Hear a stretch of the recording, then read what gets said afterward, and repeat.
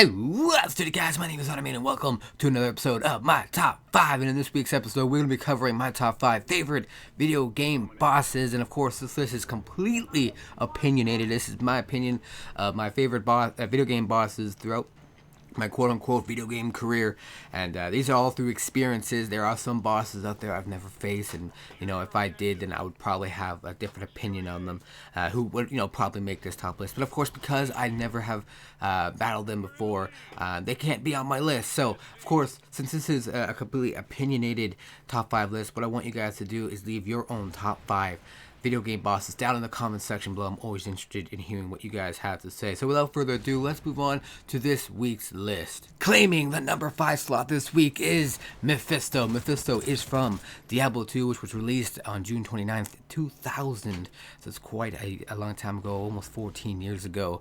And he is the eldest brother of Diablo, and he is the Lord of Hatred.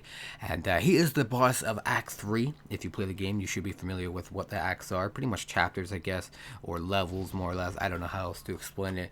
And he's on number 5 mainly because he wasn't really challenging. There was no, real challenge to beating him. There's no strategy. It's just, just pound the shit out of him. That sounds really gross. I just beat the shit out of him. That's pretty much what it is. There's a lot of, cheap tactics you could use too, where he could hit you, and you could hide behind him at a barrier, and you could hit him no problem whatsoever.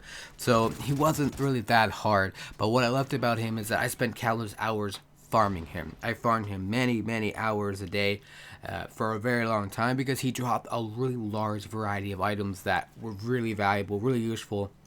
So I'd farm him either to upgrade my current equipment or to find items that I could trade for currency and stuff like that. Like I found my first legit Stone of Jordan on him, and so on and so forth. Lots of great grand charms that he can drop as well.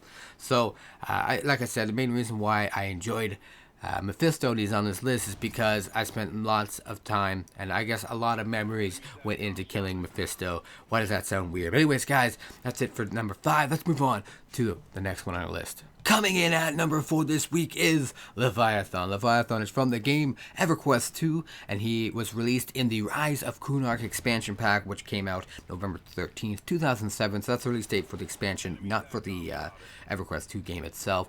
And the reason why this guy's on my list at number 4 is because this guy was really challenging, and he had a big part in my character's role, or I guess progression.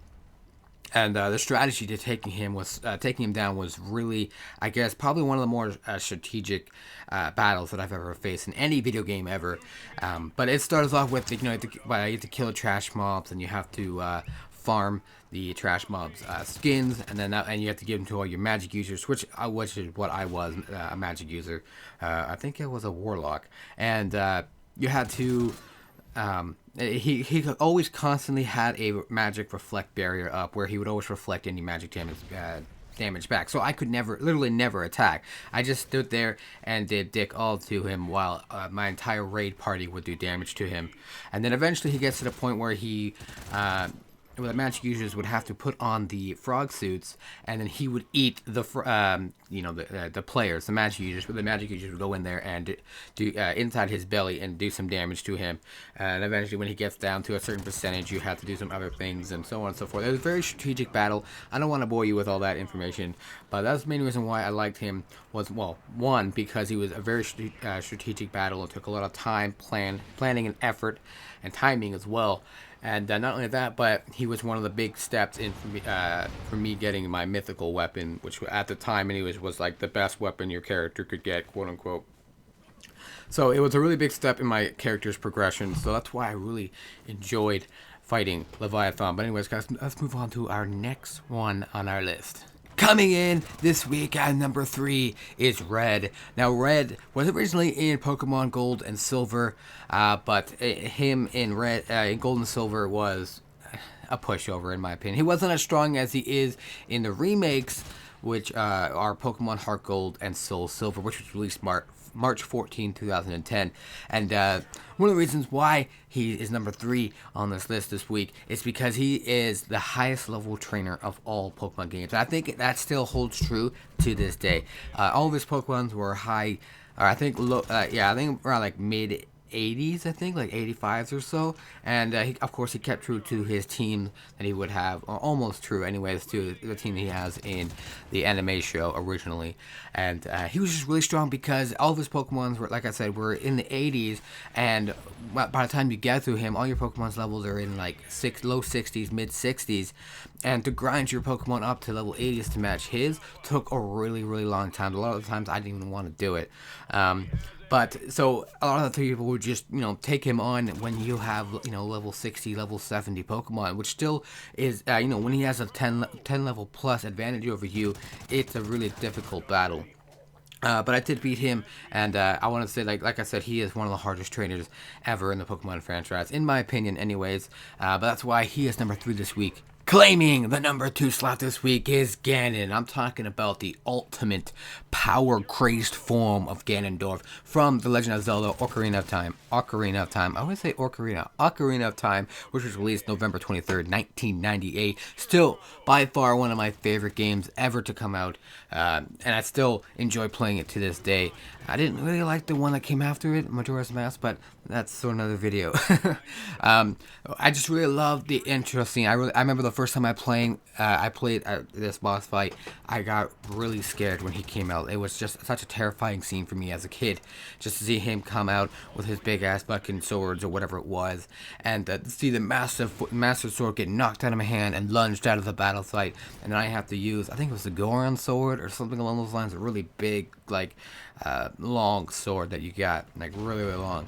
And, just one of those things that just build up, to the point where I was just like, what am I going to do without the Master Sword? Because if you guys don't know, the Master Sword is like Ganon's counterpart. It is the single-handed killer of Ganon. So, to see that thing knocked out of the fight really got me worried. And, so that's why he's number 2 this week. And finally, taking the number 1 slot this week is Sephiroth. More specifically, Safer Sephiroth, which is the last and most powerful form of Sephiroth, who is from the game Final Fantasy VII, which was released September 7th, 1997 for the PlayStation 1. And the main thing that really, the main reason why he took the slot, number 1 slot this week, is because of the move that he uses, his Limit Break, in the final fight with him, which is called Supernova, and basically it's just like he attacks from outer space, and the beam of light destroys all the planets, Pluto, Saturn, Jupiter, until it gets to the point, when I say destroy, I mean obliterates the planets, and until it hits the sun, which then the sun causes a supernova, all just to damage and destroy the 3 characters you have on field. So it kind of makes you feel a little special, in my opinion. But which does massive damage. Like a lot of the times it'll take it down to 100 health. It was pretty brutal, and the strategy for taking him on was quite, I wouldn't say it wasn't that hard. I think I lost my first time fighting him, but then I think Supernova caught me off guard. The second fight I prepped for it, and then I beat him. And then of course the battle afterwards with normal Sephiroth, where it's just like a guaranteed win. You just gotta use Omni Slash and beat the shit out of him. With an icing to the cake, I guess you could say, or on the cake to the battle to help end the game. But he is, like I said, my favorite boss to fight over and over and over again. I will continue to do it, and a lot of times I'll do it and put a challenge on myself where I can't use items, I can't use limit breaks, so on and so forth. But anyways, guys, that's it for this week's episode. Don't forget to leave any suggestions for future episodes of my top 5 down in the comments section below. And of course, if you, I do want to hear your top 5 video game bosses down in the comment section below. Hit that like button if you did enjoy this episode. Don't forget to subscribe if you haven't already. And as always, stay dirty.